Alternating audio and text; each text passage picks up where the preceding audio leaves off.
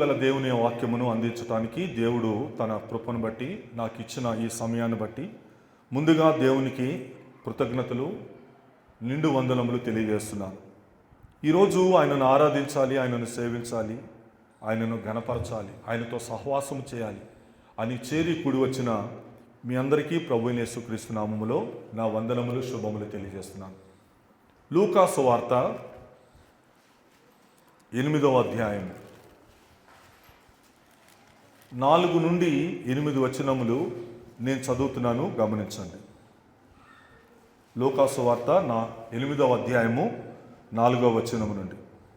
బహుజన సమూహము కూడి ప్రతి పట్టణము నుండి ఆయన వద్దకు వచ్చుచుండగా ఆయన ఉపమాన రీతిగా ఇట్లనెను, విత్తువాడు తన విత్తనములు విత్తుటకు బయలుదేరను. అతడు విత్తుచుండగా కొన్ని విత్తనములు త్రోవ ప్రక్కన పడి త్రొక్కబడిను గనుక ఆకాశ పక్షులు వాటిని మృంగివేశాను.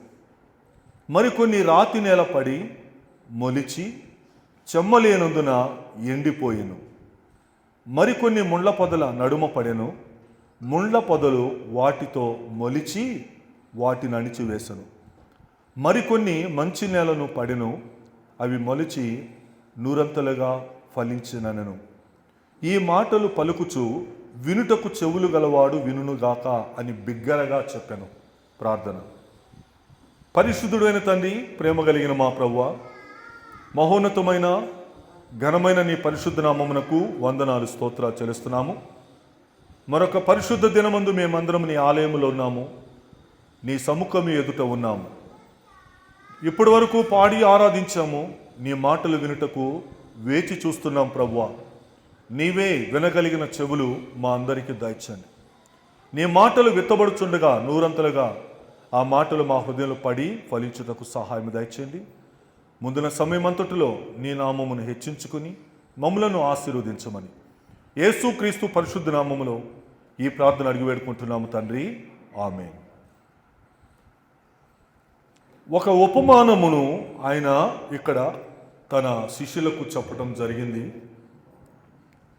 విత్తువాని ఉపమానము. ఆ విత్తువాడు తన విత్తనములు విత్తుటకు బయలుదేరాడు.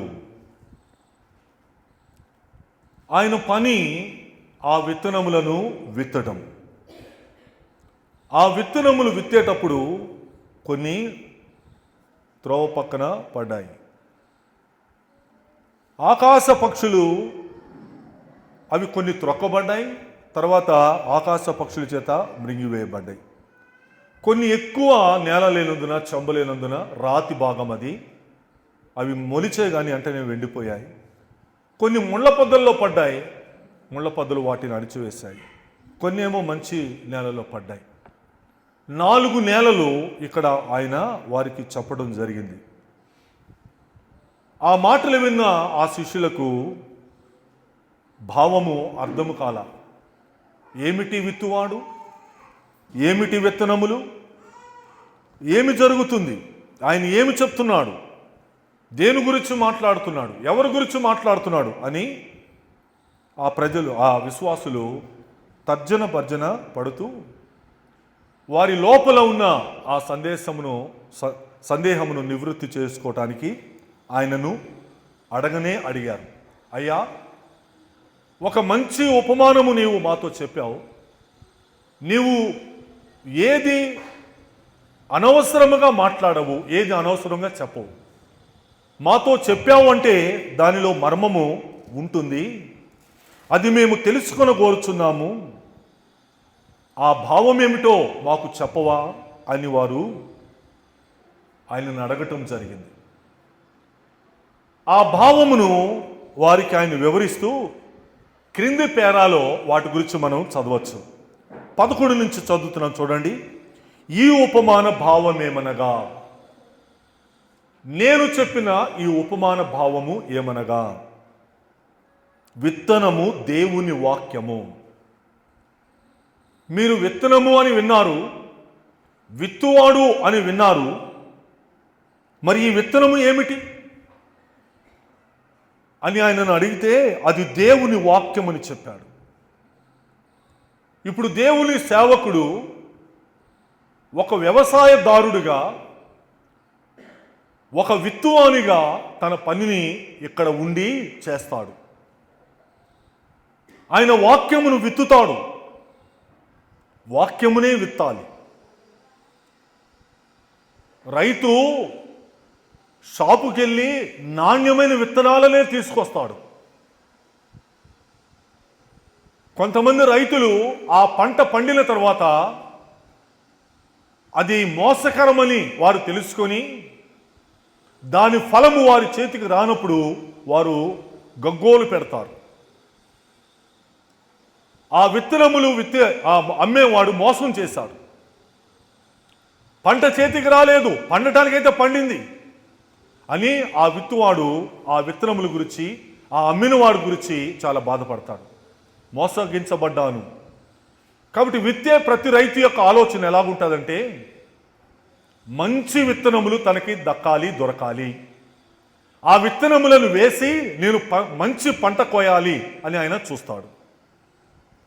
ఇక్కడ కూడా దేవుని సేవకుడు ఎప్పుడు కూడా దేవుని యొక్క సన్నిధిలో కనిపెట్టి, నేను ఈ మధ్య కూడా చెప్పాను, అయ్యా నీ వాక్యము విత్తబోతున్నాను, మంచి విత్తనములు నాకు దయచేయి. నేను నా సొంత మాటలు కానీ, నా సొంత సందేశము కానీ వాటిలో లేకుండా చెయ్యి. అవి ప్రయోజనము కాదు, నీ మాటలు ప్రయోజనం. కాబట్టి నీ విత్తనము, నీ వాక్యం అనే విత్తనము నాకు ఇస్తే నేను విత్తుతా అని ఎన్నోసార్లు నేను దేవుణ్ణి అడిగి వచ్చి ఇక్కడ నిలబడి ఆ మాటలు చెప్తా. అందుకే ఆ వాక్యాలలో ఏమి కల్పితమైనవి మీకు దొరకవు. అలా మీరు చూడాలన్నా వెతకాలన్నా అవి మీకు కనపడవు. మీ అందరికీ తెలుసు ఈరోజు ఇక్కడ విత్తబడే వాక్యం యొక్క విలువ. కాబట్టి ఇక్కడ యేసుక్రీస్తు వారు తన శిష్యులతో ఏమంటున్నాడు? విత్తనము దేవుని వాక్యము. ఇప్పుడు త్రోవ ప్రక్కనుండి వారు వినువారే కానీ నమ్మి రక్షణ పొందకుండానట్లు అపవాది వచ్చి వారి హృదయములో నుండి వాక్యము వెత్తుకొని పోతాడు. త్రోవ ప్రక్కన పడిన నేల. ఇక్కడ 4 రకాలైన నేలలు ఈ ఉపమానంలో మనకు కనిపిస్తాయి. ఒకటి త్రోవ ప్రక్కన పడిన నేల. ఆ విత్తువాడు విత్తనములు విత్తుతుంటే ఆ విత్తనము త్రోవ ప్రక్కన పడుతుంది. వెంటనే ఆ వినినవాడు ఆ వాక్యమును గైకొని నమ్మి రక్షణ పొందకుండునట్లు. గైకొని వింటే, లేకుంటే విని గైకొంటే వాడు రక్షణ పొందుతాడు. ఇప్పుడు ఆ రక్షణ వాడు పొందకుండా ఉండునట్లు ఏం చేస్తాడో తెలుసా? అపవాది వచ్చి వాడి హృదయములో నుండి వాక్యము ఎత్తుకొని పోతాడు. జరిగే పని అదే. నీవే గనక ఆ వాక్యము శ్రద్ధగా విని, నీవే గనక ఆ వాక్యమును గైకొంటే నీవు రక్షింపబడతావు. నీవు రక్షింపబడటము అపవాదికి ఇష్టం ఉండదు. కాబట్టి ఇప్పుడు వాడు ఏం చేస్తాడు? వెంటనే విత్తబడినట్టుగానే హృదయములో నుండి వాడు ఎత్తుకొని పోతుంటాడు. ఇది మొదటి నేల. మత్తయి సువార్తలో కూడా ఇదే ఉపమానం అక్కడ రాశాడు. 13వ అధ్యాయం ఉంటుంది, తర్వాత మీరు చూడండి. దాని గురించి ఆయన ఏం మాట్లాడతారంటే త్రోవ ప్రక్కన పడిన నేల. త్రోవ ప్రక్కన పడిన నేల. అనుకోకుండా విత్తనం త్రోవ పక్కన పడింది. వెంటనే ఆకాశ పక్షులు వచ్చి ఎత్తుకొని పోతాయి అన్నాడు. అక్కడ ఆకాశ పక్షులు అన్నాడు, ఇక్కడ అపవాది అన్నాడు. ఈ ఇద్దరు కూడా సాతానుకు సంబంధించిన దూతలే. వారు వచ్చి ఆ వాక్యమును ఎత్తుకొని పోతారు. ప్రియమైన దేవుని ప్రజలారా, ఈరోజు కూడా ఎంతోమంది వచ్చి కూర్చుంటారు, వాక్యము వింటారు, కానీ వారు సిద్ధపడి రారు. అయ్యా నీ సేవకుడు నీ మాటలు విత్తుతున్నాడు, నీ వాక్యము విత్తుతున్నాడు, అది నా హృదయంలో మంచి నేలను పడినట్టుగా చేయి నా హృదయాన్ని అని ప్రార్థన చేసుకుని సిద్ధపడి వస్తే ఆ వాక్యము నిలబడతాది. లేదు గలిబిలిగా వస్తాము, యాదృచ్ఛికంగా వస్తాము, హడావుడిగా వస్తాము, సతమతమవుతూ వస్తాము, గొడవ పడుతూ వస్తాము, గందరగోళంగా వస్తాము. వచ్చి ఇక్కడ కూర్చుంటే అది వాక్యము మన హృదయంలో పడదు పడిన ఆ వాక్యము నిలబడదు. వెంటనే ఆకాశ పక్షులు ఆ వాక్యమును ఎత్తుకొని పోతాయి. ఎప్పుడు ఎత్తుకొని పోతాడో, నువ్వు ఏ పని చేస్తే ఎత్తుకొని పోతాడో మీకు బాగా చూపిస్తారండి. ఇర్మియా గ్రంథము 6వ అధ్యాయము 10వ వచనం. ఇర్మియా 6:10. విందురని నేను ఎవరితో మాట్లాడతాను, ఎవరికి సాక్ష్యం ఇస్తాను, వారు వినుటకు తమ మనసు సిద్ధపరచుకొనరు గనుక వినలేకపోయిరి. ఒక నిమిషం. దేవుడు బాధపడుతున్నాడు. నేను విత్తనములు విత్తుతున్నాను, ఆ విత్తనములను వారు స్వీకరించి అంగీకరించి వారు హృదయంలో ఫలింపు చేసుకునేటట్లుగా వారు సిద్ధపడటం లేదు. నేను ఎవరితో మాట్లాడతాను, ఎవరి హృదయంతో మాట్లాడతాను, ఎవరి హృదయంలో ఆ వాక్యములు విత్తుతాను, ఎవరికి సాక్ష్యం ఇస్తా? వారు వినుటకు తమ మనసు సిద్ధపరచుకొనరు. అందుకే ఎన్నో సందర్భాల్లో చెప్పా, నీవు దేవుని మందిరమునకు వెళ్ళినప్పుడు నీ ప్రవర్తన జాగ్రత్తగా చూచుకో, నీ హృదయము నీ మనసును జాగ్రత్తగా చూచుకో. వినలేరు, వినినట్టే ఉంటారు, కూర్చున్నట్టే ఉంటారు, ఆలకించినట్టే ఉంటారు, వినలేరు. ఎందుకు? మనసు సిద్ధపడలా. ఒక మంచి నేలగా, విత్తనమును స్వీకరించే ఒక మంచి నేలగా ఆ హృదయము సిద్ధపడలా. ఇదిగో వారు యెహోవా వాక్యమందు సంతోషము లేని వారై దానిని తృణీకరించుదురు. నేను ఏదో అనుకొని వచ్చానే, దేవుడు నాకు ఏదో సెలవిస్తాడని వచ్చానే, ఏదో ఒక మంచి వాగ్దానం చేస్తాడని వచ్చానే, ఏదో నన్ను ఆశీర్వదిస్తానని వచ్చాడే, ఏమిటి వాక్యం ఇలాగుంది, ఏమిటి వాక్యం ఇలాగుందని చెప్పేసి వారు వాక్యమందు సంతోషము లేని వారై దాన్ని ఏం చేస్తారంట?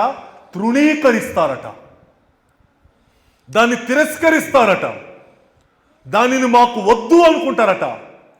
ఎప్పుడైతే నీ ఆలోచన అలాగా అయిపోతాదో అపవాది అక్కడే ఉంటాడు. ఇది మీరు బాగా గమనించాలి.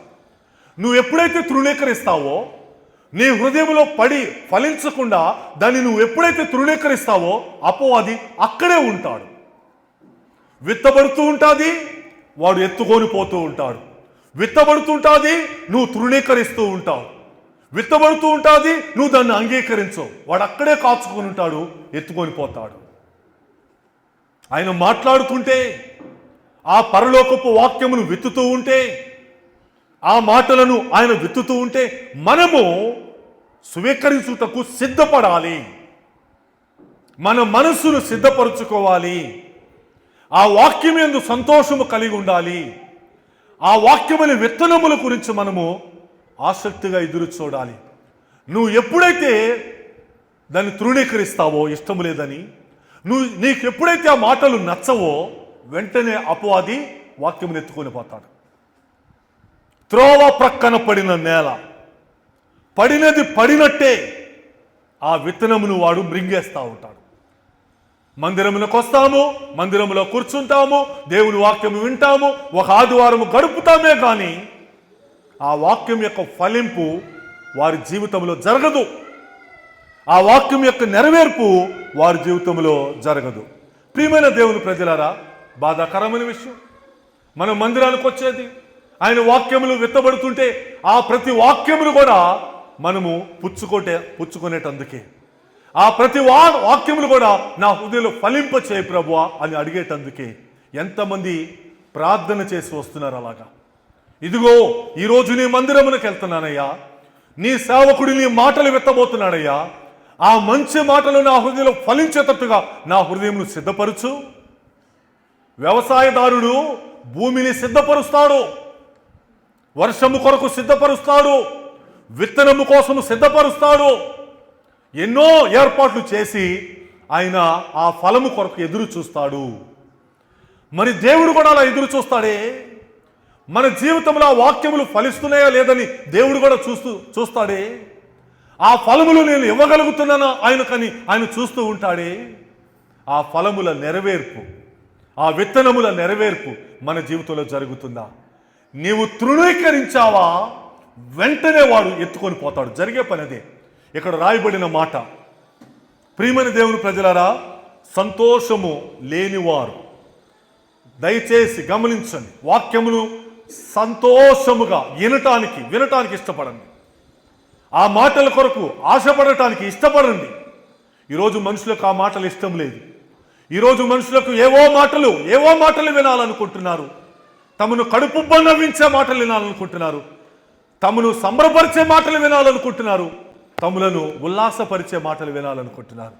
లేదు, నీ జీవితంలో దేవుని యొక్క వాక్యము పడాలి, విత్తబడాలి, దాని ద్వారా నీవు ఫలించాలి అని ఆయన ఎదురు చూస్తున్నాడు.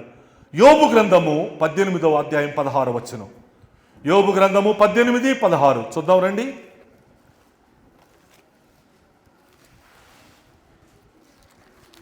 యోబు గ్రంథము 18, 16. క్రింది వారి వేళ్ళు ఎండిపోవును, పైన వారి కొమ్మలు నరకబడును. చూసారా, ఆ రెండు వారి జీవితంలో జరుగుతాయట. సిద్ధపడి వచ్చి వినకపోతే, ఈ వాక్యము నా కోసమే విత్తబడుతుంది, దేవుడు నా మేలు కొరకు ఇస్తున్నాడు అని వినకపోతే జరిగే పని ఇదే. చూడండి ఎంత బాగా ఉంది వాక్యం. క్రింద ఏమవుతాయంటే వారి వేళ్ళు ఎండిపోతాయి, పైన ఏం చేస్తాయంట, వారి కొమ్మలు నరకబడిపోతాయి. కింద నష్టమే, పైన నష్టమే. ఆ విత్తనము నుండి వచ్చే మొక్కకి క్రింద నష్టమే, పైన నష్టమే. మన జీవితంలో అలా జరుగుతుందా? దేవుని యొక్క వాక్యం విత్తబడుతున్నప్పుడు అది ఫలించాలని ప్రార్థన చేసి అది నెరవేరాలని దేవుని సన్నిధిలో కనిపెట్టి వస్తున్నామా? విత్తువాను ఉపమానం. మొదటి నేల త్రోవ ప్రక్క పడిన నేల. పడినది పడినట్టే తిరస్కరిస్తూ ఉంటారు, పడినది పడినట్టే తృణీకరిస్తూ ఉంటారు. లేదు, అది మంచిది కాదు. సిద్ధపడిన నేలను నాకివ్వు ప్రభువా, నీ మందిరమునకు పోతున్నాను, అది నాలో ఫలించినట్లుగా సహాయం చేయవని మనము ఎదురు చూసి రావాలి. హోషియా గ్రంథములో కూడా ఆయన ఒక మాట అంటున్నాడు, చూద్దాం రండి. 9వ అధ్యాయము 16వ వచనం. హోషియా గ్రంథము 9, 16 చూడండి. దానియేలు తర్వాత ఉంటుంది, చదువమ్మా. ఎఫ్రాయిము మొత్తబడెను, వారి వేరు ఎండిపోయెను, వారు ఫలమీయరు. చాలు. ఎఫ్రాయిము ఎవరు? తన ప్రజల గురించి, తన పేరు పెట్టబడిన తన ప్రజల గురించి ఆయన మాట్లాడుతున్నాడు. ఎఫ్రాయిము మొత్తబడింది. ఆ మొత్తబడిన పరిస్థితులు ఇంకా ఎలాగంటున్నాడు ఆయన? వారి వేరు ఎండిపోయింది, వారి వేరు ఎండిపోయింది. అసలు విత్తనము పడేలేదు, ఒకరు పడినా వేరు రాగానే వేరు ఎండిపోతుంది. వారు ఫలమియ్యరు. ఎందుకు ఇస్తారు? వారు ఫలము ఫలించరు. ఎందుకు ఫలిస్తారు? ఆ నేల వారిలో లేదు, ఆ పరిస్థితులు వారిలో లేవు. మనం మందిరానికి వచ్చేది ఆ ఫలం ఇయ్యటానికి. నా దేవుడు ఆకలి కొనినప్పుడు ఆ అంజూరపు చెట్టు నుండి ఆ ఫలమును ఎలాగ ఆశించాడో నా నుండి ఆయన ఆశిస్తే నేను ఫలము ఆయనకి ఇవ్వగలగాలి. ఇదిగో ప్రభువా నీవు కోరుచున్న ఫలము, ఇదిగో ప్రభువా నీవు ఇష్టపడుచున్న ఫలము అని మనము ఆయనకి ఇవ్వగలమా? ఎఫ్రాయిము మొత్తబడింది. విత్తనము విత్తబడటానికే వీలు లేకుండా మొత్తబడింది. మొత్తబడిపోయిన హృదయాలు ఈరోజు, మొత్తబడిపోయిన జీవితాలు ఈరోజు. ఆ దున్నబడిన నేలలాగా ఉండదు, విత్తనము విత్తబడటానికి వీలుగా ఉండదు.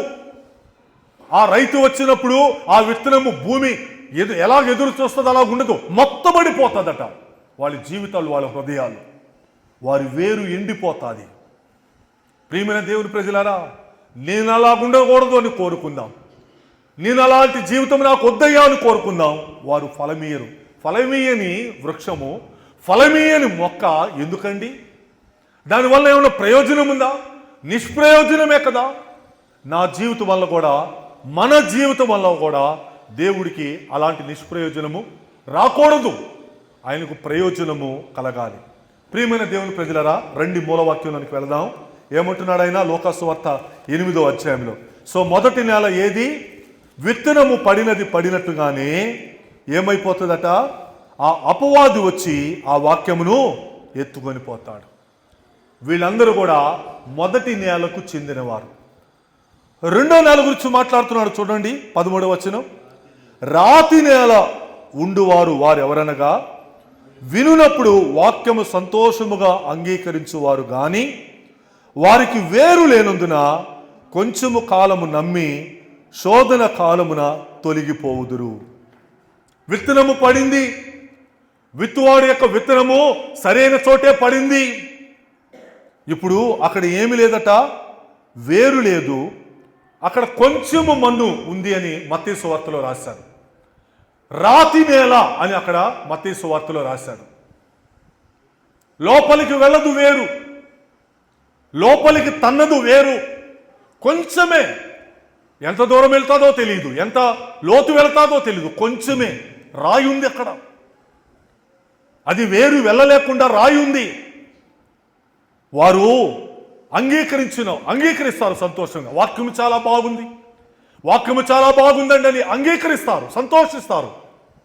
కానీ వేరు లేకపోతే ఏమైపోతుందట? విని వాళ్ళు శోధన కాలంలో తొలగిపోతారు. శోధనలు వస్తాయి, శోధనలు వస్తాయి. ఆ పరిస్థితులను మనం ఎదుర్కొంటాము. ఆ పరిస్థితులు క్రైస్తవ జీవితంలో వస్తాయి. ఈ మధ్యనే చెప్పా, కొంతమంది అభిప్రాయం ఏంటంటే దేవుని నమ్ముకుంటే శ్రమలు రావు, ఆపదలు రావు అనుకుంటారు. లేదు లేదు, ఆ ఆలోచనే తప్పు. నీవు నమ్మినా నమ్మకపోయినా నీకు సంభవించేవి సంభవిస్తూనే ఉంటాయి. నీ శ్రమలలో, నీ ఆపదలలో, నీ శోధనలో నువ్వు నిలబడాలి. అది దేవుడు నీలో కోరుతున్నాడు. వీళ్ళు ఏమయ్యారట? శోధన కాలంలో తొలగిపోతారు. వీళ్ళు కొన్ని నెలలు వస్తారు, కొన్ని సంవత్సరములు వస్తారు. వారి జీవితంలో ఒక శోధన వస్తుంది, ఒక శ్రమ వస్తుంది, ఒక ఆపద వస్తుంది. వారు తొలగిపోతారు. కొంచెము మన్ను నేల, రాతి నేల, వేరు దిగదు, వేరు లోపలికి వెళ్ళదు, అది బాగా ఎదగదు. కొన్ని నెలల క్రిందట ఒక గృహ దర్శనానికి వెళితే ఒక సహోదరుడు చెప్పిన మాట, పాస్టర్ గారండి, నేను దేవుని స్వరము వినాలనుకుంటున్నాను అని తన మాటను వ్యక్తపరిచాడు. నేను చాలా సంతోషపడ్డా. అబ్బా, దేవుని స్వరమే వినాలని కోరుకుంటున్నాడే, దేవుని స్వరము వినాలన్న ఆశ కలిగిన వాడే అని నేను చాలా సంతోషపడ్డా. బ్రదర్, మీరు తప్పకుండా ప్రతిరోజు ప్రతి ఆదివారం మందిరానికి రండి. దేవుడు తప్పకుండా మీతో మాట్లాడతాడు. ఆయన స్వరాన్ని మీరు వినగలుగుతారు. పోయిన వారమే కదా మనం విన్నాం, ఆయన స్వరము అన్యుని స్వరము. ఈరోజు ఆ స్వరములను గుర్తించలేకుండా, గమనించలేకుండా ఉన్నారు క్రైస్తవులు. ఏది దేవుని స్వరమో, ఏది సాతాను స్వరమో కూడా వినలేకుండా పోతున్నారు. సరే, ఆ బ్రదర్కి నేను అలా చెప్పా. ఆ కుటుంబం చాలా ఆసక్తిగా వచ్చింది. కొన్ని నెలలు చాలా ఆసక్తిగా వచ్చారు. అకస్మాత్తుగా వారు మానేశారు. అకస్మాత్తుగా వారు మందిరమునకు మానేశారు. ఈ ప్రాంతమే విడిచి వెళ్ళిపోయారు. జరిగినది ఏమిటి అంటే, నేను దేవుని స్వరము వినాలని అంత ఆశపడిన వ్యక్తి, ఆ స్వరము వినటానికి ఆయన చేసుకున్న ఏర్పాటేమిటి? ఆ స్వరము వినటానికి ఆయన సిద్ధపడిన సిద్ధపాటేమిటి? ఆ స్వరము వినటానికి నేను దేవుని సన్నిధికి వెళ్తున్నానే, ఈరోజు నేను ఆయన స్వరం వినాలి అని ఆయన ఏర్పాటు చేసుకున్న ఏర్పాటేమిటి? ఏమీ లేదు. త్రాగుడికి బానిసైపోయి ఎక్కడ పడితే అక్కడ పడిపోయి తన ఉద్యోగ భద్రతకు కూడా హానికరమైన పరిస్థితులు తెచ్చుకొని అవమానకరమైన స్థితిలో ఇక్కడి నుంచి వెళ్ళిపోయారు. చాలా బాధపడ్డాను, చాలా దుఃఖపడ్డాను. దేవుని స్వరము వినాలని ఇష్టపడిన వాడే ఇలా చేశాడా? ఆసక్తి అయితే ఉంది, కోరిక అయితే ఉంది, కానీ ఆ స్వరము వినటానికి మనము సిద్ధపడాలి. ఈరోజు నీ మందిరమునకు పోతున్నానయ్యా, నీ సన్నిధికి పోతున్నానయ్యా, నీ సేవకుడి ద్వారా నాతో మాట్లాడు. నీ సేవకుడు నీ వాక్యమనే విత్తనమును విత్తుతాడయ్యా, నాలో ఫలింపు చేయి. ప్రియమైన దేవుని ప్రజలారా, 2వ నెల రాతి నేల, కొంచెమే మన్నుంటుంది, వేరు దిగదు. శోధన కాలం వచ్చినప్పుడు వారు తొలగిపోతారు. మేము ఏదో అనుకొని వచ్చాము, దేవుడు మాకేదో ఇస్తాడు అనుకొని వచ్చాము, దేవుడు మాకేదో చేస్తాడు అనుకొని వచ్చాము, దేవుడు మాకేం చేయలేదే, దేవుడు మమ్మల్ని పట్టించుకోలేదే, దేవుడు మమ్మల్ని కరుణించలేదే అని చెప్పేసి వారు శోధన ఆ కష్టకాలం వచ్చినప్పుడు వారు తొలగిపోతారు. నేను గతంలో కూడా ఒక వాక్యం చెప్పా, యెహోవాను నమ్ముకొని వాడు ధన్యుడు, యెహోవా వారికి ఆశ్రయముగా ఉంటాడు. ఆ ఆశ్రయముగా ఉన్న వాడి యొక్క లక్షణాలు చెప్పి ఆ రోజు, వాడు నీటి కాలువల ఓర నాటబడిన చెట్టులాగా ఉంటాడు. వాడు నిజముగా దేవుని ఆశ్రయించిన వాడు ఎలాగుంటాడంటే, వాడు ఎండిపోడు, నీటి కాలువల ఓర నాటబడిన చెట్టు. ఎంత అద్వితీయముగా ఉంటుంది, ఎంత ఫలిస్తూ ఉంటుంది, ఎంత క్షేమముగా ఉంటుంది, ఎంత సౌందర్యంగా పచ్చగా ఉంటుంది. ఈరోజు ఆ జీవితము చాలా మందిలో లేదు. దేవుని ఆశ్రయిస్తున్నారు నిజమే, దేవుని యొద్దకు వస్తున్నారు నిజమే, బాప్తిస్మం తీసుకుంటున్నారు నిజమే, రక్షింపబడుతున్నారు నిజమే. కానీ శోధన వస్తాది, శ్రమ వస్తాది, నిన్ను పడగొట్టే పరిస్థితులు వస్తాయి. అప్పుడు నువ్వు నిలబడాలా? ప్రియమైన దేవుని ప్రజలారా, ఈ మధ్య ఒక వ్యక్తితో నేను మాట్లాడుతున్నాను. ఈరోజు వారు పాపమును, వారు ఆ శోధనను ఎంత స్వీకరిస్తున్నారంటే, దానికి ఎంత వారు సమ్మతి తెలియజేస్తున్నారంటే బహు బాధాకరం అండి. ఒక ఆయన అబ్రాడ్ వెళ్ళాడు, ఆయన చెప్పుకొస్తున్నాడు నాకు. అక్కడ ఆయన జబ్బులు పడ్డాడు, ఎన్ని మందులు వాడినా తగ్గలేదట, ఎన్ని దుప్పట్లు కప్పినా తగ్గలేదట, జ్వరము, చలి. ఇప్పుడు అక్కడ వాళ్ళు అన్నారట, అయ్యా నువ్వు బ్రతికి బట్ట కట్టాలంటే, నువ్వు తిరిగి మరలా నీ దేశం వెళ్ళాలంటే కొంచెము మందు పుచ్చుకోవాలి, అప్పుడే నువ్వు బ్రతుకుతావు, అప్పుడే నువ్వు వెళ్తావు అంటే, అతడు ఆలోచించుకొని ఇదేదో మంచిదిలాగే ఉందనుకొని రక్షింపబడిన వాడు, దేవుని ప్రజలను చెప్పుకుంటున్న వాడు తాగేశాడు. ఇప్పుడు ఈ చెప్పాను నాతో ఏమంటాడు తెలుసా? అయ్యగారు నిజమే కదా, మరి అక్కడి నుంచి మనం బయటికి రావాలంటే తప్పదు కదా, కొన్ని పరిస్థితులతో మనం అలా రాజీ పడాలి కదా. ప్రియమైన దేవుని ప్రజలారా, నువ్వు చచ్చిపోతే చచ్చిపో, నువ్వు దాన్ని పుచ్చుకోవద్దు. నీ శవాన్ని మోసుకొస్తే మోసుకొని రాని, నీవు అది పుచ్చుకోవద్దు. రాజీ పడుతున్నారు, శోధన వస్తే రాజీ పడుతున్నారు, శ్రమ వస్తే పడిపోతున్నారు, నిలబడట్లేదు. కారణం ఏంటంటే రాతి నేల, వారి హృదయం కొంచెమే మన్నుంది, వేరు కొంచెమే వెళ్ళింది. పరిస్థితులు వచ్చినప్పుడు వారు తొలగిపోతున్నారు. నేను చెప్తున్నాను అటువంటి వారికి, యోసేపును గుర్తు తెచ్చుకోండి. యోసేపే చెప్పాలనుకుంటే ప్రపంచానికి అలాంటి సాకు చెప్పి తప్పించుకోవచ్చు. ఆ రోజు నాతో పాపము చేయటానికి రమ్మని పోతీఫరు భార్య అడిగితే తన వస్త్రపు చెంగు విడిచిపెట్టి కూడా పారిపోయాడు. రాజీపడచ్చు, అక్కడ సమర్థించవచ్చు. నేను గనక ఇప్పుడు ఆమెతో నేను సమయము గడపకపోతే నేను జైలు పాలవుతాననొచ్చు యోసేపు, నాకు మనుగడ ఉండదనొచ్చు యోసేపు, నేను ఏమైపోతానని అనొచ్చు యోసేపు. రాజీ పడలా. ఎస్, మా దేవుడు మమ్మల్ని రక్షించడానికి సమర్థుడు. ఓ రాజా, నువ్వు నిలబెట్టించావే ఈ 60 అడుగుల బంగారు ప్రతిమ, మేము దానికి మొరక్కం, తెలుసుకో. మేము చావనైనా చస్తాము కానీ మా దేవుడు మమ్మల్ని రక్షించుటకు సమర్థుడు. ఒకవేళ ఆయన రక్షించలేదా, మేము చావవలసే వచ్చిందా, మేము చచ్చిపోతాం. నీవు నిలబెట్టించిన బంగారు ప్రతిమకు మేమెందుకు మొక్కాలి? నీవు మా ముందుంచినటువంటి ఆ యొక్క ఆదేశమును మేమెందుకు పాటించాలి? ఈరోజు మనుషులు చాలా తెలివి మీరిపోయి పరిస్థితులను తమకు అనుకూలంగా మలుచుకొని రాజీ పడుతున్నారండి. లేదు లేదు, శోధన వస్తాది. నీ విశ్వాస జీవితంలో ఏదో రోజు శోధన వస్తాది. నీ స్నేహితుడి రూపంలోనా, నీ బంధువు రూపంలోనా, నీ పొరుగువాని రూపంలోనా వస్తాది. నువ్వు నిలబడగలుగుతున్నావా? నువ్వు నిలబడాలి అంటే నీ వేరు లోతుగా వెళ్ళాలి. గాలి వస్తాది, ప్రవాహము వస్తాది, వరద వస్తుంది దాన్ని పడగొట్టడానికి. కానీ అది ఎక్కడ కట్టబడింది? ఆ ఇల్లు క్రీస్తు అనే బండ మీద కట్టబడింది. నీ విశ్వాస జీవితంలో నీ వేరు లోతుగా వెళితే నువ్వు నిలబడతావు. ప్రియమైన దేవుని ప్రజలరా, ఈరోజు కొంతమంది ఆ రెండవ నేల రాతి నేలలాగా ఉంటున్నారు. కొంతకాలము భక్తి, కొంతకాలము విశ్వాసం, కొంతకాలము దేవుని మందిరము, కొంతకాలము దేవుడు, తర్వాత ఏమో మాయమైపోతున్నారు. ఈరోజు ఆ వాక్యం యొక్క వెలుగులో, వాక్యమని అద్దము వెలుగులో నా హృదయం ఎలాగుంది? ప్రభువా, ఆ మొదటి నేల త్రోవ పక్కన పడినట్టుగా ఉందా? ఆ రెండవ నేల రాతి నేలలాగుందా? నన్ను పరిశోధించుకోవడానికి సహాయం చేయి అని అడుగుదాం. మూడో మాట ఏమన్నాడు చూద్దాం రండి. లూకాసు వార్త 8వ అధ్యాయము 14వ వచనం.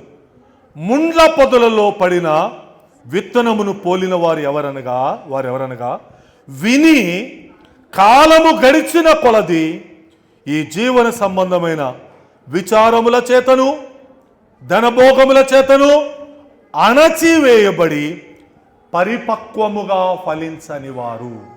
ఈ మాట చూడండి, పరిపక్వముగా ఫలించని వారు. ఈ మూడవ నేల ముండ్ల పొదల నేల. ఈ ముండ్ల పొదల నేల ఎలాగుంటుందంటే, వారు రక్షించబడతారు, కాలము గడుస్తూ ఉంటుంది, బాగానే ఉంటారు, మందిరానికి వస్తూనే ఉంటారు, అన్ని విషయాల్లో బాగున్నట్టుగానే ఉంటారు. కానీ వారు ముండ్ల పొదలలో విత్తబడ్డారు. ముండ్ల పొదలు ఏం చేస్తాయో తెలుసా?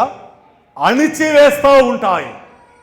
నీవు ఫలిస్తూ ఉంటావు, ఫలించకుండా ఉండవు. నీ వేరు కొంచెం లోపలికి వెళ్తాది, వెళ్లకుండా ఏముండదు. కానీ ఈ జీవన సంబంధమైన విచారములు నిన్ను అణిచివేస్తుంది ఫలించకుండా. ఎలాంటి విచారములు అవి? నాకు వివాహము కావటం లేదే, ఒకటే విచారం. నాకు ఉద్యోగం రావటం లేదే, ఒకటే విచారం. నాకు పిల్లలు పుట్టడం లేదే, ఒకటే విచారం. ఎన్ని రోజులు వచ్చిన నా యొక్క రోగము తగ్గటం లేదే, నా అప్పులు అలాగే ఉండిపోతున్నాయి, ఏదో విచారము. ఫలించరు. కాలము గడిచే కొద్ది వస్తారట వాళ్ళు, సంవత్సరాలుగా వస్తారు వాళ్ళు, కానీ వారిలో పరిపక్వత రాదు. వీరిలో విత్తనముతో పాటు ముళ్ళ పొదలు ఉంటాయి. ముళ్ళ పొదలు అణిచేస్తుంటాయి. నువ్వు 30దంతలుగా, నువ్వు 160దంతలుగా, 100ంతలుగా ఫలించలేవు. నిన్ను అణిచివేసే పరిస్థితులు ఈరోజు ఏమున్నాయి? ప్రియమైన దేవుని ప్రజలారా, మీకు ఎన్నో పోరాటాలు ఈ లోకంలో ఉంటాయి. మీ విశ్వాస జీవితంలో నీ చుట్టూ ఎంతోమంది నీతో పోరాటం చేస్తూ ఉంటారు. వాటితో నువ్వు విచారిస్తూ, వాటితో నువ్వు బాధపడుతూ, వాటితో నువ్వు నలిగిపోతూ ఆత్మీయంగా ఎదగలేకపోతుంటావా? ఎస్. ఎంతకాలం ఉద్యోగం చేసినది పర్మనెంట్ అవ్వదు, ఎంతకాలం ఉద్యోగం చేసిన ప్రమోషన్ రాదు. ఎన్నో విచారాలు ఈరోజు మనుషులు పట్టి పీడిస్తున్నాయి. ఏదో బాధ వాక్యంలో ఫలించటం కంటే, ఏదో ఆలోచన వాక్యంలో ఫలించటం కంటే, పరిపక్వముగా అనే పదముందు చూడండి, అది అండర్లైన్ చేసుకోండి.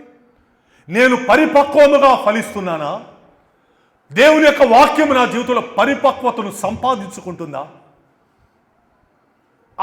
ఆ హృదయం నేను కలిగి ఉన్నానా? ఈ జీవన సంబంధమైన విచారములు, ఏమి త్రిందుమా, ఏమి త్రాగుదుమా, ఏమి ధరించుకుందుమా, ఇదే ఆలోచన. దేవుడి నీకు ఇచ్చిన విలువైన జీవితమును నువ్వు ఎంత విలువగా గడపగలుగుతున్నావు, నువ్వు ఎంత ఫలించగలుగుతున్నావు, నీ ఫలములు ఆయన కోరుతున్నాడే. నీలో విత్తినవాడు, ఆ యొక్క వ్యవసాయదారుడు, దేవుని సేవకుడు నీలో ఉండే ఫలములు చూస్తుంటే ఫలములు రావటంలా, మరగుజ్జుగానే ఉండిపోతున్నారు. కొంతవరకు ఎదిగి ఆ ఎదుగుదలను ముళ్ళ పొదలను చేస్తుంటే ఇంకా ఎదగలేక. ప్రియమైన దేవుని ప్రజలారా, ఈరోజు కొంతమంది ఆత్మీయ జీవితంలో అలాగే ఉన్నారు. ఎక్కడ వేసిన గొంగలు అక్కడ లాగే, ప్రారంభంలో ఎక్కడున్నారో అక్కడే. ఇంకా విత్తనములు విత్తబడినప్పుడు నిజముగా పరిపక్వత ఆ విత్తనములకు రావాలి. ఆ విత్తిన వాడికి సంతోషము కలగాలి. ఇదిగో నా విత్తనములకు ఫలము దక్కిందని వాడు తన బాధను, చెమటను, కష్టములు మర్చిపోవాలి. ఈరోజు నీ దేవుడు నీ హృదయములో ఈ సంవత్సరము కొలదిగా విత్తాడే. మనము చివరికి వచ్చాం. ఈ యొక్క సంవత్సరంలో మరొక 2 ఆదివారాలే ఉన్నాయి. ఈ జనవరి నుండి మొదటి ఆదివారం నుండి ఎన్ని వారములు వచ్చాము, ఎన్ని వారములు దేవుడు తన వాక్యముల ద్వారా మన హృదయంలో తన విత్తనములు విత్తాడు. ఆ విత్తనములు మనం ఎలా ఫలిస్తున్నాం? త్రోవ ప్రక్కన పడినట్టుగా మొదటి అపవాదికి ఇచ్చేసామా? లేకుంటే రాతి నేలవలే కొంచెము కాలము ఎదిగి కొంచెము కాలము వచ్చి తర్వాత మానేసామా? లేకుంటే వస్తూనే ఇంకా ఉండి ఇప్పుడు పిల్లలు పుట్టినప్పుడు ఆ వయసుకు తగ్గ ఎదుగుదల లేదనుకోండి, తల్లిదండ్రులకి ఎంత బాధ? 10 సంవత్సరములు వస్తున్నాయి, 12 సంవత్సరాలు వస్తున్నాయి, 15 సంవత్సరాలు వస్తున్నాయి, ఇంకా మరుగుజ్జుగానే ఉంటున్నాడు. ఏవో లోపములు. డాక్టర్ గారు మా ఓడు ఎదగటలేదు, మా అమ్మాయి ఎదగటలేదు, మంచి మందులు ఇవ్వండి. మనం ఎంతో ఆరాటపడతామే. పిల్లల ఎదుగుదల తల్లిదండ్రులు చూస్తారు, పిల్లల ఎదుగుదలను తల్లిదండ్రులు ఇష్టపడతారు. నీ ఆత్మీయ జీవితంలో కూడా ఆ ఎదుగుదల దేవుడు కోరుతున్నాడే. ఇంకా నువ్వు ఎదగకుండా ఐహిక విచారములట. ప్రియమైన దేవుని ప్రజలారా, ఈ జీవన సంబంధమైన విచారములు అన్నాడు ఇక్కడ. మత్తయిలో ఐహిక విచారములు అన్నాడు. ఎవరినో చూస్తే నేను అలా ఉండలేకపోతున్నానే, ఎవరితోనో పోల్చుకుంటూ నేను అలా ఎదగలేకపోతున్నానే. ఒకటే చింత. ఈరోజు ఏ చింత నిన్ను అణిచివేస్తుంది? నీవు పరిపక్వముగా ఫలించకుండా, నీవు దేవుడు కోరినట్టుగా ఫలించకుండా నిన్ను ఏ పరిస్థితులు అణిచివేస్తున్నాయి? హోషియా గ్రంథంలోనే మరొక మాట చూద్దాం రండి. 10వ అధ్యాయము 8వ వచనం. హోషియా గ్రంథము 10:8.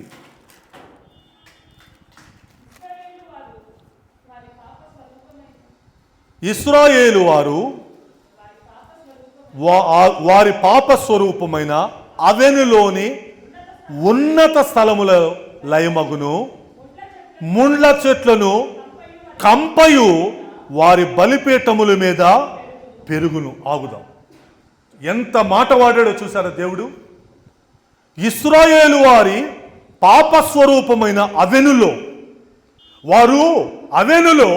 వారి పాపస్వరూపమైన బలిపీఠములు, బొమ్మలు అక్కడ కట్టారు. అవి లయమైపోతాయి అన్నాడు దేవుడు. వాటిని నేను నాశనము చేస్తానన్నాడు దేవుడు.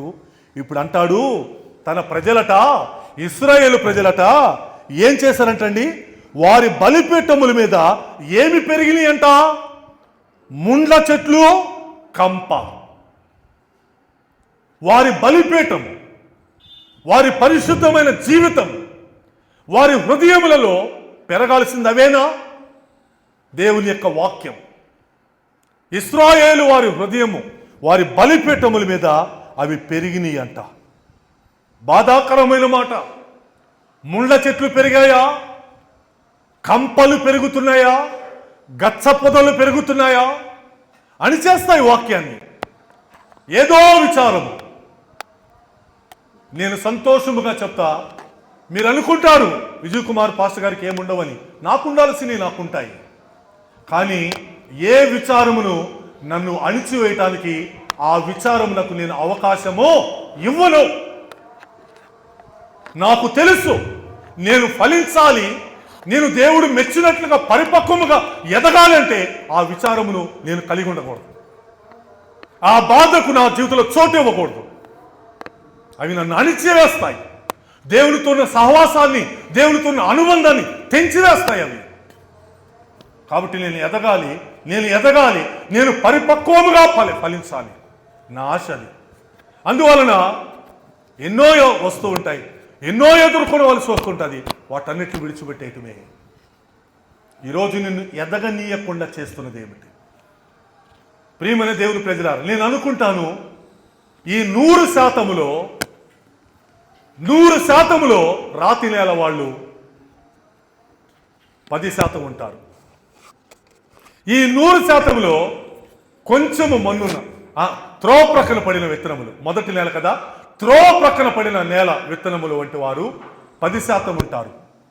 రాతి నేల వంటి వారు 30% మంది ఉంటారు.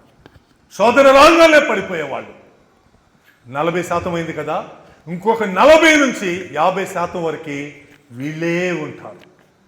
సంవత్సరాల కొలది మందిరాలకు వస్తూనే ఉంటారు, సంవత్సరాల కొలది ఆరాధనకు వస్తూనే ఉంటారు, కానీ ఫలించరు. 40 నుండి 50% వరకు ఉంటారండి వీళ్ళు. ఎన్నో విచారాలు వాళ్ళని అణిచేస్తాయి. ఎవరితోనో పోరాటాలు, ఎవరితోనో యుద్ధాలు, ఎవరితోనో సమస్యలు వారిని అణిచేస్తూ ఉంటాయి.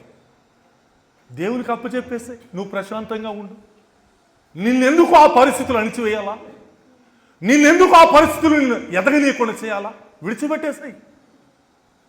వాటితోనే నలిగిపోయి, వాటితోనే కుమిలిపోయి, వాటితోనే సతమతమై, వాటితోనే ఆలోచిస్తూ నీ జీవితాన్ని ఎందుకు ఎదగనీయకుండా చేసుకుంటావు? ఇక ఫలించేవారు, పరిపక్వత కలిగిన వారు ఎంతో తెలుసా?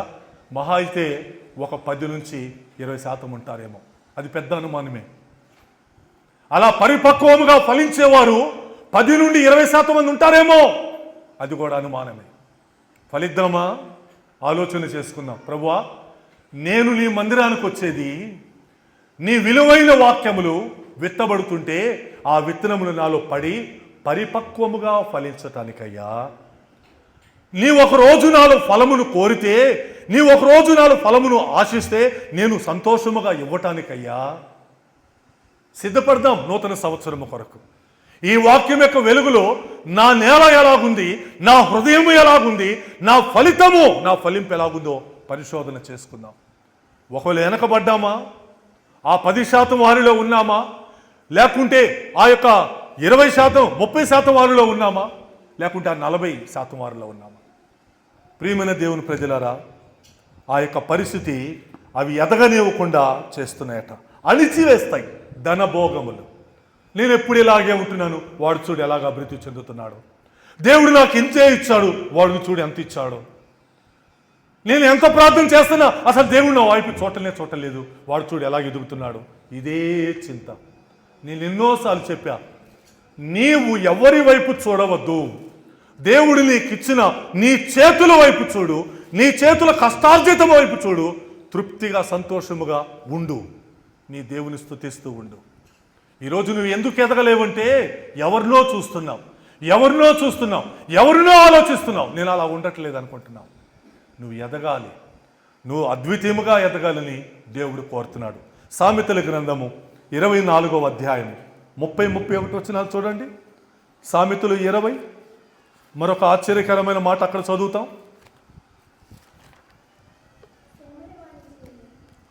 ఏం చేయనంటండి అది? సోమరివాని చేను నేను దాటి రాగా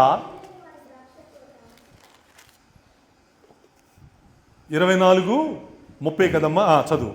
తెలివిలేని వాని ద్రాక్ష తోట నేను దాటి రాగా, ఇదిగో దాని అందంతటా ముండ్ల తుప్పలు బలిసి ఉండెను, దూలగుండ్లు దాన్ని కప్పి ఉండెను, దాని రాతి గోడ పడి ఉంది. ఎస్, చూసారా? నేను దాటొచ్చా అంటున్నాడు దేవుడు. ఎవరి చేను? సోమరివాడి చేను.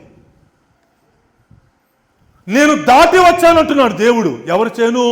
తెలివిలేని వాడి ద్రాక్ష తోట. ఈ చేను, ఈ ద్రాక్ష తోట దేవునివి. దేవుడు దాటి వచ్చాడట, వాటిని చూచి వచ్చాడట, వాటి మీదగా వచ్చాడట. ఆ రైతుకి ఎలా కనిపించింది? ఆ దేవుడికి ఎలా కనిపించింది ఆ పరిస్థితులు? దాని ఎందంతటా, ఆ చేను ఎందంతటా, ఆ ద్రాక్ష తోట అందంతటా ముండ్ల తుప్పలు బలిస్తున్నాయి. ఎంత పదమాడాడండి దేవుడు అక్కడ. ముండ్ల తుప్పలు బలిస్తున్నాయి. ఈరోజు మన ఆత్మీయ జీవితంలో ముండ్ల తుప్పలు ఏమిటో, ఏ ముండ్ల తుప్పలు, ఏ ముండ్ల పొదలు మన బలిపీఠముల మీద మొలిసి మన దేవుడు దుఃఖంతో దాటిపోయేటట్టు చేస్తున్నాయో. ఆయన దాటి వచ్చేసాడట.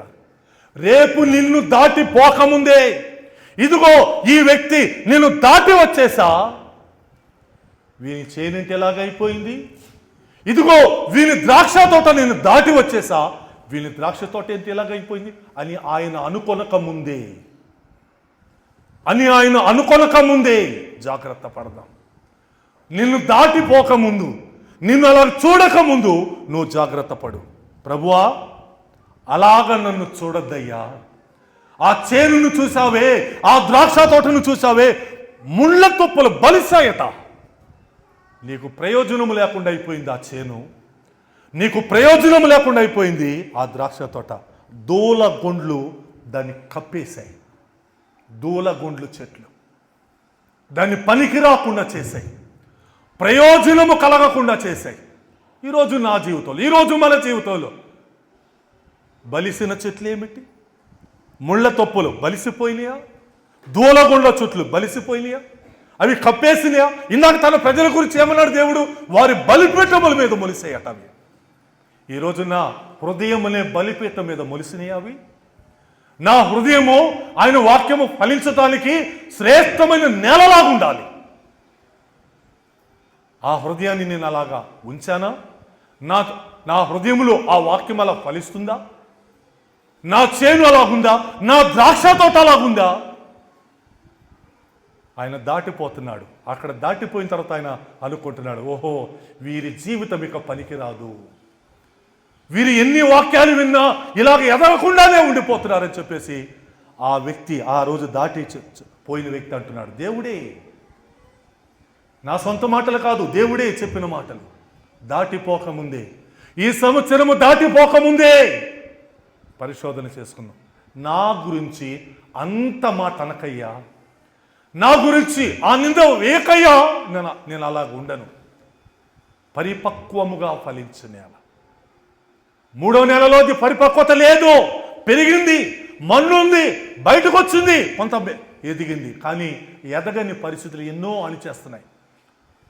ఈరోజు నీ విశ్వాస జీవితమును, నీ పరిశుద్ధ జీవితమును, నీ క్రైస్తవ జీవితమును ఎదగకుండా చేసే పరిస్థితులు ఏమిటో చూద్దాం రండి. మరలా వెళ్దాం. లూకా సువార్త 8వ అధ్యాయంలోకి 4వ నెల ఏంటో చూద్దాం. మంచి నేల నుండి విత్తనమును పోలిన వాడు ఎవరనగా, యోగ్యమైన మంచి మనసుతో వాక్యము విని దానిని ఓపికతో అవలంబించువారు. మంచి నేల. ఏ నేల ఇది? మంచి నేల. నూరంతలుగా ఫలిస్తుంది ఆ మంచి నేల. యోగ్యమైన మంచి మనస్సు ఉందా? ఆయన వాక్యమును స్వీకరించడానికి, ఆయన వాక్యమును అలాగ ఫలించడానికి ఆ యోగ్యమైన మంచి మనసు మనకుందా? వారట ఆ మనసుతో వాక్యమును వింటారట. నేను ఇందా చెప్పానే, నీవు వాక్యము వినటానికి నువ్వు దేవుని మందిరానికి వచ్చేటప్పుడు ప్రార్థన ఇలాగా చేసుకొని రావాలి. ప్రభువా, నీ మందిరమునకు పోతున్నా, నీ వాక్యము వినబోతున్నా, ఇదిగో ఈ 4వ నెల గురించి చెప్పావే, యోగ్యమైన మంచి మనసుతో వాక్యము వింటాదే, ఆ హృదయం నాకివ్వు, ఆ హృదయం నాకివ్వు. ఇప్పుడు వాళ్ళు ఏం చేస్తారట? దానిని అవలంబించి, దానిని గైకొని, దానిని అనుసరించి ఓపికతో ఫలిస్తారు, ఓపికతో ఫలిస్తారు. అది ఆయన కోరేది జీవితం. ఒక్క మాట అంటాడు, మీరు బహుగా ఫలించుట వలన, మీరు బహుగా ఫలించుట వలన నా తండ్రి మహిమపరచబడును. యోహాను సువార్త, ప్రియమైన దేవుని ప్రజలారా, 10వ అధ్యాయము 8వ వచనం ఉంటుంది. యోహాను సువార్త 15వ అధ్యాయం 8వ వచనం ఉంటుంది అన్నమాట. మీరు బహుగా ఫలించుట వలన. ఎలాగ ఫలించాలి? ఏ నేల ఫలిస్తుంది? పరిపక్వమైన నేలని చెప్పామే ఇందాక, 3వ నెల, ఆ నేల ఫలిస్తుంది. ఉంది ఆ వచనము? చదవండి. యోహాను 15:10 వచనం. మీరు బహుగా ఫలించుట వలన నా తండ్రి మహిమ పరచబడును. చాలు. ఈరోజు మన ఉద్దేశం ఏమిటి? ఈరోజు మన ఆశ ఏమిటి? మన లక్ష్యం ఏమిటి? మన కోరిక ఏమిటి? నా వలన నా తండ్రి బహుగా ఫలించాలి. అలా ఫలించాలంటే పరిపక్వమైన నేల కావాలి. ఆ నేలకుండే స్వభావం ఏంటంటే, యోగ్యమైన మంచి మనసుతో ఆ వాక్యమును వింటాది. ఆ 4వ మంచి నేల యోగ్యమైన మంచి మనసుతో వాక్యం వింటుంది, దానిని అవలంబిస్తుంది, ఓపికగా ఫలిస్తుంది. నేను ఫలించానా? ఆ వాక్యం యొక్క వెలుగులో మనము ఫలించామా?